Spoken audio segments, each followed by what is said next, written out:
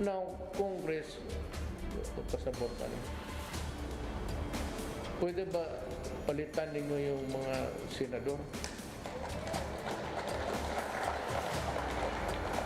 Wala talaga eh. Sila yung itong original na, I think it was 19 billion. So they, tapos, billion. Tapos ito, gituli nila. Wala. So kailangan ma-restore yan. Ako, dalawang isip ko. Gusto ko talagang mag-retire. Pero the things evolving now. If we go with the same kanang mga tao, ilang mindset na why may tabo? You have to elect new leaders. High time. Alis din nyo. Tinood. If you elect the same, lagi may tabo. Istorya lang na, investigasyon na walay tunong. Basta lang kumalkal dyan at magapag-ano sa basigula god. Mangita o anomalya na wala, mampod. Na, if there is no anomaly, they will create the anomaly for you and stretch the whole of the Senate's time for your personal appearance. The Newsday continues here on One News Now. I'm Charles Lejano. A top official of Partido Federal ng Pilipinas has disowned the disqualification petition recently filed against Marcos Jr. Recall that a group identifying themselves as the real members of PFP filed this petition questioning Marcos's placement. But in an interview with the Chiefs, PFP Membership Committee Chairman Asam Olangkaya shrugged off the petition, and he says former party chairperson Abubakar Mangalim no longer has the authority to speak for the party. Gusto ko lang pong ipahayag sa inyo na ang Partido Federal ng Pilipinas ay nag-iisa po. Wala pong ibang aksyon. Gusto ko po rin ipahayag sa gabing ito sa mga nakikinig ng mga mamamayan ng mga bansang Pilipinas na ang ipinail po na petisyon sa COMELEC ay dalawang isyu na pawang pong kasinungalingan at katatawa-tawa. President Duterte says he respects Senator Bong Go's decision to drop out of the 2022 presidential race. Speaking at a joint NTF-LCAC meeting in Zamboanga, the president addressed the issue for the first time. He said he can't do anything about Go's withdrawal, especially since Go's family wants him to back out. However, the senator has yet to formally withdraw his candidacy. You have made a lot of people sad than happy. We respect your decision. Lalo na kung pamilya, wala na tayong magawa dyan. Former Palace spokesperson Harry Roque says he believes Marcos Jr. is the most effective leader among next year's presidential bets. Roque's statement was in response to President Rodrigo Duterte's previous pronouncements that BBM was, quote, a weak leader. Despite his disagreement with Duterte's statement, Roque says he understands why the president made such remarks. Naintindihan ko po yun. Kasi nga po, ang kanyang sinusulong na presidente ng mga panahon na yon ay si Senator Bong Go. Siyempre po, pag meron kay ibang sinusulong na presidente, kahit papano, no, ipupush nyo yung candidacy ng inyong kandidato by saying kung ano yung perceived weakness ng kalaban. So naintindihan ko po yun as part of political talk, and it's a valid political message. Manila Mayor Isko Moreno's camp insists he's not the administration's bet.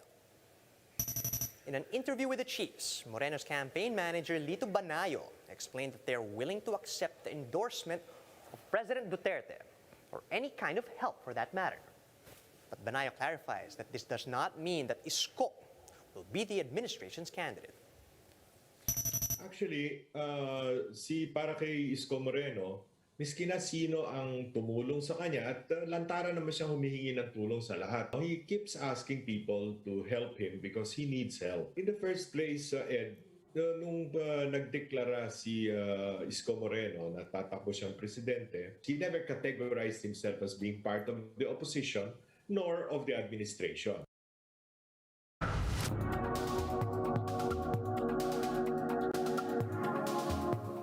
Pfizer executive says he expects their COVID-19 shots to hold up against the Omicron variant. Let's get the details in this interview with Bloomberg Television. We will certainly learn about in the next 2 to 3 weeks if we get indication that the vaccine is working. Overall, we are doing 2 experiments. Number 1 is certainly that we used sera from people vaccinated with our vaccine and see if they can neutralize the virus. And second, we are screening on a global basis the effectiveness data to see if there are breakthrough cases. How much of a change in effectiveness for Omicron is it worth it for people to wait and switch over to a new one that's tailored towards Omicron? Like, is it 10% difference in effectiveness, or what is that kind of decision process based on? Yeah, it's not worth to wait. I think it's important that we continue with the booster program as there are recommendations in all countries. We don't expect that there will be a significant drop in effectiveness, but again, this is speculation. We will check this. We will have the data in the next couple of weeks. When you talk about booster programs, there are 3 important observations with booster program. Number 1 is that you strengthen the immune response. And number 2 is you also increase the breadth of coverage. That means when you booster, you get a better protection against new variants. That's certainly something we will also observe with Omicron. We heard from Moderna, they were talking about a material drop in effectiveness. Obviously, you can't speak for them, but I just want to confirm you don't see it as likely that there will be a material drop in the effectiveness of your vaccine.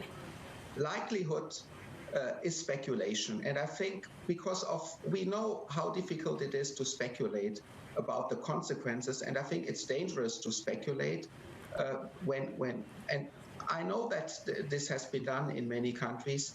I think we should do the experiments as rapidly as we can do it, and then in a very few weeks we are knowing that how severe this disease is.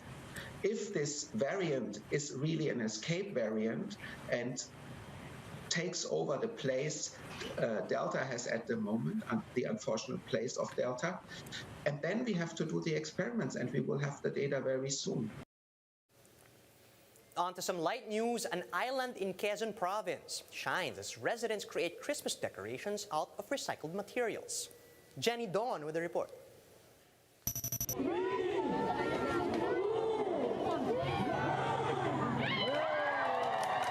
With just a few weeks until Christmas, this island in the province of Quezon lit up its lanterns and paroles, giving hope as well as breathing space for the people amid the COVID-19 pandemic.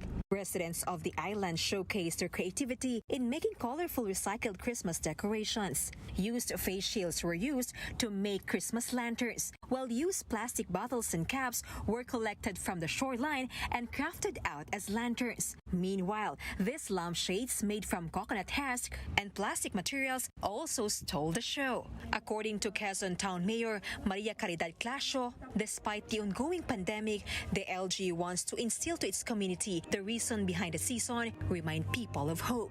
Ito po ay pagbibigay ng pag-asa sa atin pong mga kababayan na bagaman po tayo ay nasa gitna ng pandemya, at nahaharap po tayo sa panibago na namang hamon dun po sa bagong variant, ay pagtitingnan po natin itong mga ilaw na ito, nagbibigay po tayo ng kasiyahan ng pag-asa na sa mga darating pong panahon ay mawawala na po ang ating mga takip sa ating mukha.